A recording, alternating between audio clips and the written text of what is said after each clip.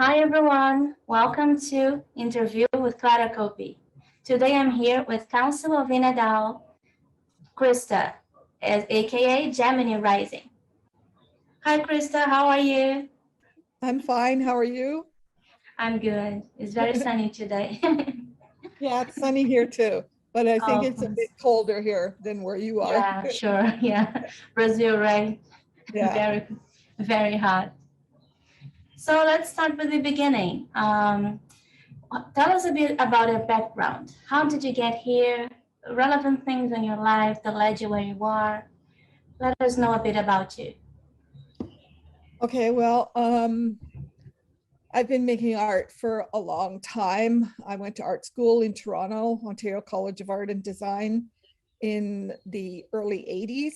Actually, I graduated in the early 80s, and I did mostly video art, which was not very easy to do because even photography was kind of difficult for people to consider as art.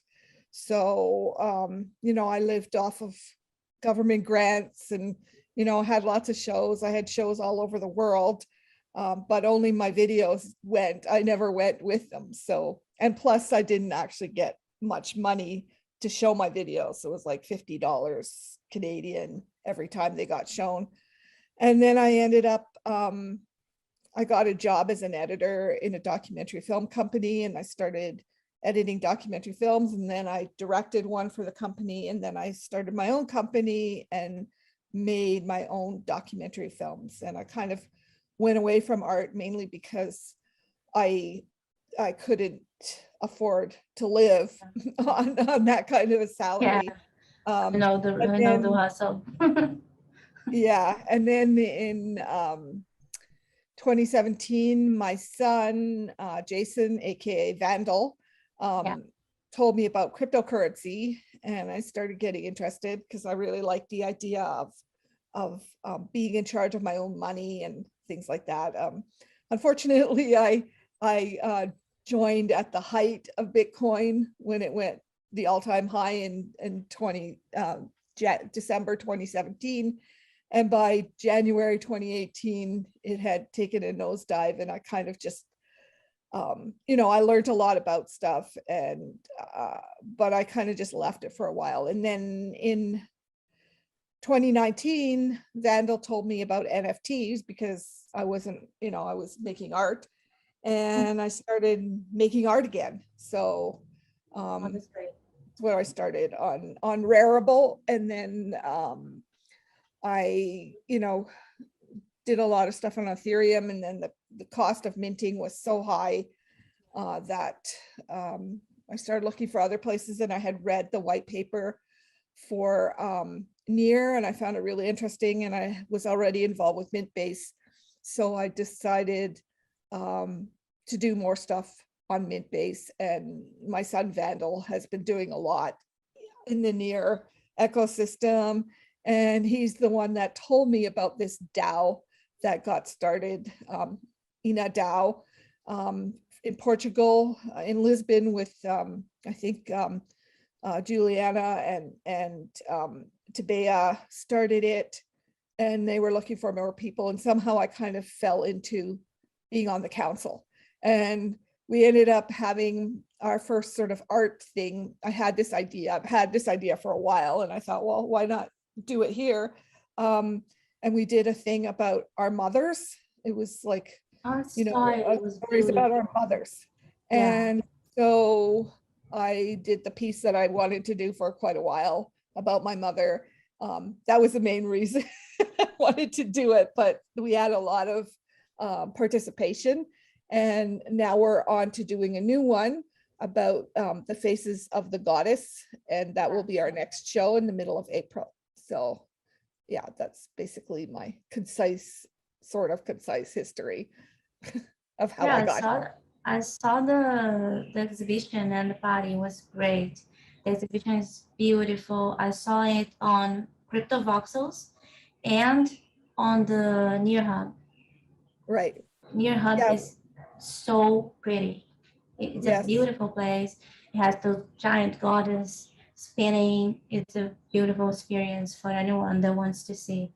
Actually, we can go there after, Sure. take a stroll. Yeah, the Cryptovoxels gallery, I built that because I had already been doing a lot of building in Cryptovoxels. So I built that one, and then the Near Hub, we hired Jeff and his team Yeah, to build the other one, and they actually did it very quickly. So, which was very nice. gorgeous. And we have them sort of linked, like two galleries. We have, if you click on something in our gallery, you go to the Near Hub gallery and vice versa. That's how I found it out. I was checking the Cryptovoxels gallery, and then I clicked the link, saw it that it had another space, and Pico Pro actually made a video of them both. Yeah, I don't know if you saw it. Yeah, It was really great, a great experience. Thank you for that. It was beautiful. yeah, I'm So excited about our next show. Yeah, I'm looking forward to it. I loved it. And you're doing a lot for a lot of women, empowering and yeah, showing their art and there aren't as many women in the space. So great job. Thank you. So how was your transition from your previous work area to blockchain and Web3? How do you feel that it changed your daily life?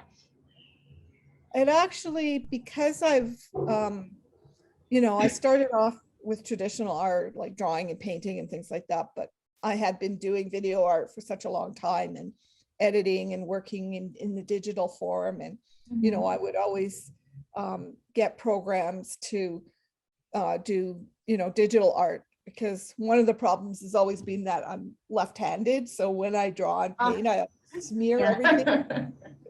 So using digital stuff, you just press undo and everything's perfectly fine.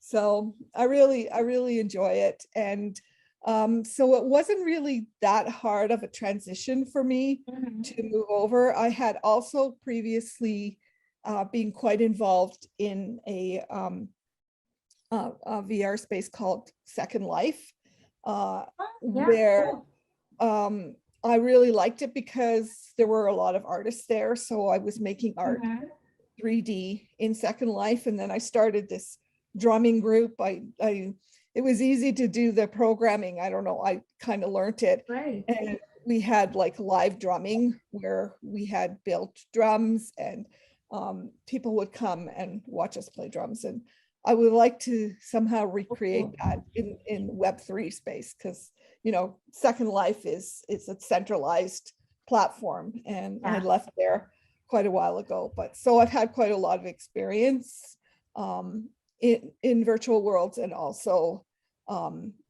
doing digital art. So it wasn't that difficult for me to change over at all. I didn't actually experience Second Life because I didn't have a good enough computer to go there and not enough knowledge at the time. So, but I heard great things, that there were many people that worked selling stuff, art and avatar clothes and all this kind of stuff there. It's awesome. It looks really fun. And now we can do that in the metaverses, right? Yeah, that's why I was attracted to it. I mean, a lot of people use it to kind of hook up with other people. I know people who got married on Second Life or had That's awesome. relationships with other people and stuff like that. But I was more interested in just making the art. I actually made a music video with one of Vandal's songs in Second Life that's so cool. Got a really good reception. Awesome. I would like to see that. Yeah, I can send you a link. Awesome. I think it's on my website, but yeah. Oh yeah, there's a lot of stuff on your website. I check it out, but scratching the surface to get a grip. Who's Christa? So what do you think of DAOs? Tell us a bit about the ones you're involved with. You said that Ina DAO, but are you in another DAO also? I know Vandal wants me to be on his council, I think it's called Van DAO Yeah. or Rare Vandal DAO. I can't remember even right now, but so I might join that. Ina DAO is the first one I've ever done. I'm still trying to wrap my head around how it works. A lot, right? Yeah, then I've been learning too. and I don't find it that intuitive to do, so it's kind of more practicing how to do it and stuff like that, writing the proposals, and there's a lot of back and forth, which is good because it kind of makes sure that things aren't like under the table or like everything's out front. So like even like, if you wanted to see about how we operated, anybody can go to the proposals on near.org and look at anybody's proposal and see, where the funding went. And I mean, that's the other really good thing I like about the Near ecosystem is that they have funding for artists. Whereas when I started in Ethereum, there were groups of artists who got together and worked together and stuff. Excuse me. No problem. But there was no kind of support for artists from the Ethereum Foundation, whereas with Near, they seem to be putting a lot into the infrastructure and getting people to work in there and stuff like that. And I really like that and appreciate it. So yeah, it creates a community, and you can support the artists that were before barely making a living. People get empowered in the sense too, being able to work doing what they love and also being paid for that. Because as artists, sometimes we do what I love, but man, no one pays us. Yep. We keep working for free.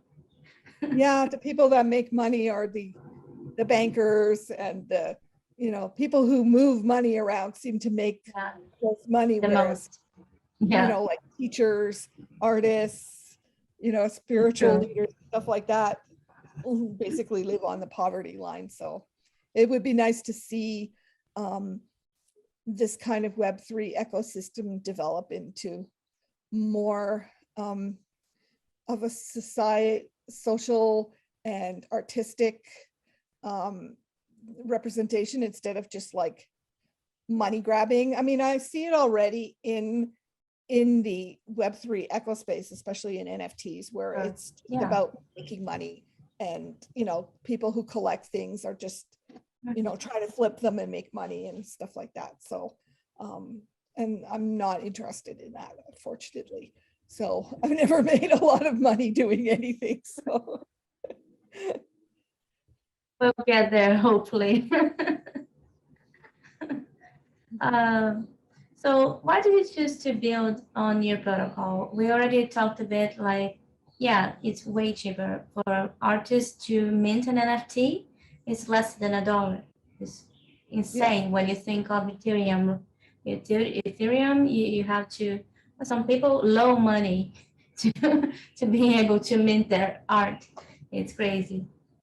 In Near is so I'm part of Known Origin, for example, and the last time I only minted one thing, and that already cost me like $143 just to mint it. So painful. Yes, for sure. For us artists, it is a pretty hard place to do stuff. If you're not used to doing a lot of chilling online, having thousands of followers on Twitter, is, oh my God, a struggle, a real struggle. And it's harder and harder to, like, there's just so much stuff, and a lot of it is not even really art. It's just like, so it's hard to wade through it. There's so, the people that were there right at the very beginning are doing really well now, but a lot of the new people are just kind of like they'll drop off eventually, I think, because it's just too expensive, but Yeah. you know. Well, maybe they can find out about Near with these interviews, I hope. And see, oh, look, there's people making stuff. And it's not expensive. You don't have to sell a kidney to mint your art. Exactly. So what do you think about the metaverse? How is your experience with that? How do you think this will help the DAOs and the Near ecosystem to grow? How the metaverse will help them Yeah, what do grow? you think of the metaverse? How do you experience that? Uh, Tell me about your experience. Well, how do you think it helps? Um, I'm sorry, I don't, like, when you mean metaverse, do you mean just like places, like you mean everything, right? Like, Yeah, I mean, these virtual spaces like Cryptovoxels, 3XR galleries, or Near Hub, all these different virtual spaces where we can gather around, make an art exhibition, shows, all this kind of stuff. okay. Well, I think what happened with Cryptovoxels, for example, was, people just started using it to make galleries, and then people started going to the galleries. So that was one of the main sort of pivotal points. And I think that's why Cryptovoxels is doing so well.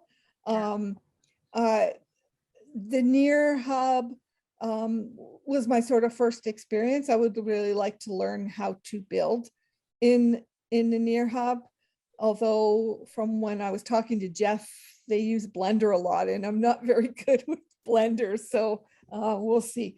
Yeah, But Blender is not very intuitive. no, I mess with it a bit, but yeah, it's not very intuitive. and so one of the things, because I was in Second Life, which is, also part of the metaverse, but a centralized part of it, Yeah, yeah. there were a lot more people involved in it. And I think Cryptovoxels is still, the more and more people that get in. And I think that's the same thing with Near Hub, is that you don't need a special program or anything. Like, anybody can just click on the website link and go in and look around and check out stuff, which I think is a really good feature. And I know Near Hub is the same thing, that you just view it on your computer. I think eventually more and more people will be interested in it. I would like to see, and Near Hub is very new, so, but I would like to be able to build myself in Near Hub, like the way that I can do it in Cryptovoxels.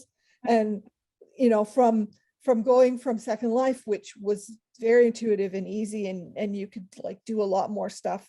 Cryptovoxels is still very limiting, and you always have to like remember that everything's square. So it's like a big challenge to, like when you see for the Ina DAO, the sculptures in Near Hub and the sculptures in Cryptovoxels, you can see the difference in the quality of those sculptures, just by being limited to squares. So but yeah, with the Near Hub, I'd like to love to see tools where you could actually like Cryptovoxels has, where you can actually make your own. The user can put stuff there alone, not Yes. having to talk with the team that is creating, right? Yeah, I'd love to create that too one day. It'd be awesome. But for now, I don't have a DAO. Well, I have a DAO, not have a DAO. I am in a DAO. I am in the Metaverse DAO. I started doing, well, they're making this show possible, funding me to interview people who are related to the Metaverse and Near. And yeah, it's been great. But yeah, one day I would like to create my own space. I have my art researches, and it would be awesome to create a space when I can show people my ideas, related to art, and I can do it myself. I can go there, put my objects, and see how they interact with the space. It'll be awesome. Mhm. But it's I like, growing. They are building it. It's very, yeah, very new. yes, for I sure. think they are in the alpha. Yeah. Yeah, I think it is very, very early. Yeah, I'd like to be able to buy a space like you can. You know, I have a little space in Cryptovoxels, and Vandal has a lot of space in Cryptovoxels. And now I'm sort of like The in the high enthusiasm. rise, and he lent me one of his spaces, and I have this build that I'm working on, which is kind of So featuring cool. my art. So, but I'd love Show to be me able to too. do I'd like to see that. I that. want to see that. Yeah, I love going strolling on Cryptovoxels.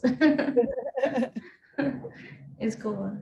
I love to seeing your art. It's very great. I'd love to see your work there.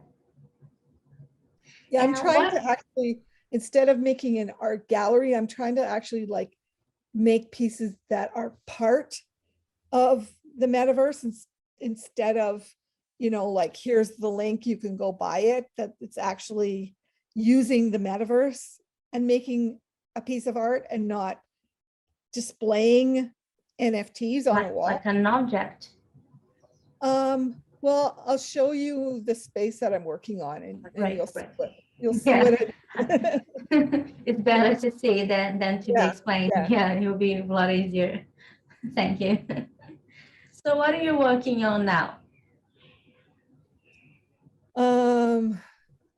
Well, we started making this documentary film about art in at NFTs as art, like not Wow, collectibles, awesome. but NFT. So Vandal and I started this project last year, and I'm still working on, like, it's one of the biggest things I've ever done in terms of how many interviews I have. Like this binder here, I have 4 of these. Oh my God. Interviews. That's a lot of work.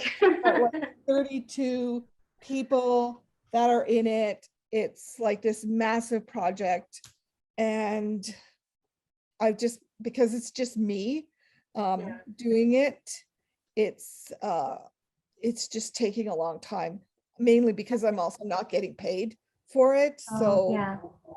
it's just been a very big slog. So I'm still working on that one. I'm working on that piece that I'll show you in Cryptovoxels. It's not Yeah. finished yet, but you'll see what I mean. Spoilers. And just like drawing more, like trying to draw more on my iPad. I got a new iPad last summer, and so that's been fun. And It's a lot of fun. just working on this DAO is taking up a lot of time. And I've been, Yeah. it's really funny because a lot of the jobs that I'm getting are like from my son. So Vandal gives me these jobs to do builds. So I've done a lot of builds now in Cryptovoxels. Yeah. And I just got another job making another build. And yeah, so I'm building in Cryptovoxels. I just, Vandal just finished the rare Vandal anthem that he's been working on. Yeah, I saw it. I was there. Yeah, you're in it, because I did, you know, myself and Gus, and then I used some of Biko Pro's Yeah. as well, and I just finished editing it, and so he's releasing that, I think, on the 4th of April in Lisbon. So it's finished. So I was working on that. So I'm just kind of like doing mostly that, trying to avoid editing my film. It's such an enormous task, but one of these days I'll get it finished, I hope. Then it'll be a historical document, because things move so quickly here. It's, you know, yeah. So the metaverse now is all about that. It's all about documenting the history of the but in this case, related to the metaverse, the near metaverse history as a whole, they make NFTs, everything to register at this moment.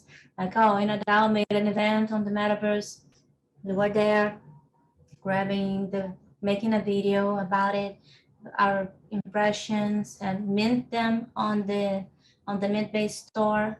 So it's it's a forever registered on the blockchain. So Right. it's there as a part of the history. And you're also making a historical piece on the NFT universe.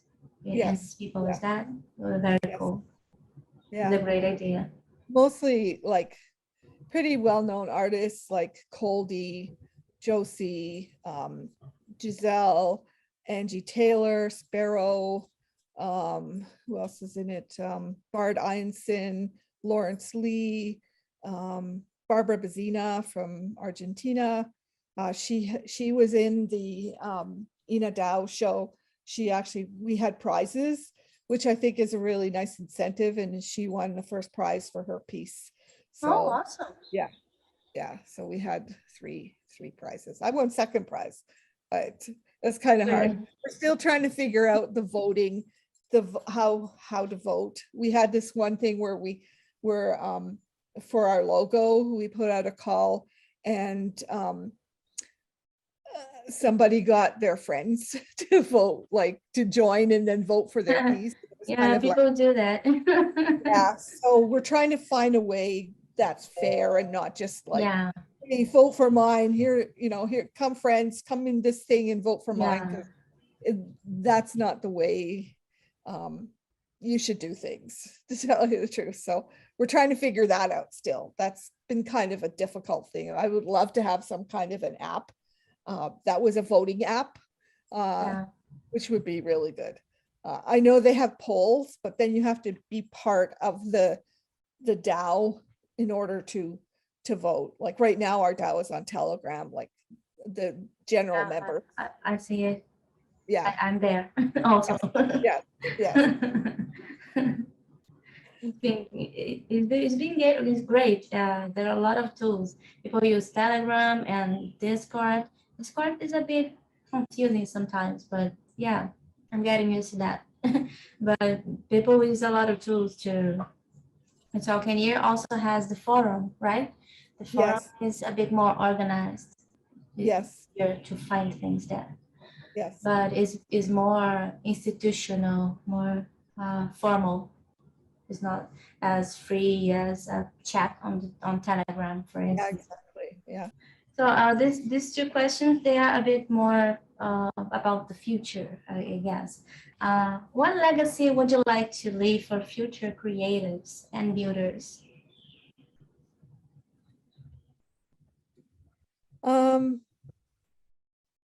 Just so that it's easier for them to do these kind of things, and just provide education so that like the kind of stuff that you're doing and a lot of other people are doing, where you're creating how to do things, kind of would be really nice. I don't think that really exists in a lot of the other ecosystems. It seems to just be more money driven, competitive, and like I said, I read the Near white paper and I really liked their outlook on things. So, and I like the idea that they're creating guides for people to make it easier. So that's the kind of legacy, is just to be open and welcoming and creating information. So is that answer your question all right? Or yeah. It would make artist life easier, because it has some resistance to change things and try new things, because well, it's scary. We try to make a living out of our art entire lives. You know better than me. You've been doing that for a long time, and a lot of experience in this area. And yeah, it's not easy. And finding information and people that want to let you know that it's possible, like, oh, try that.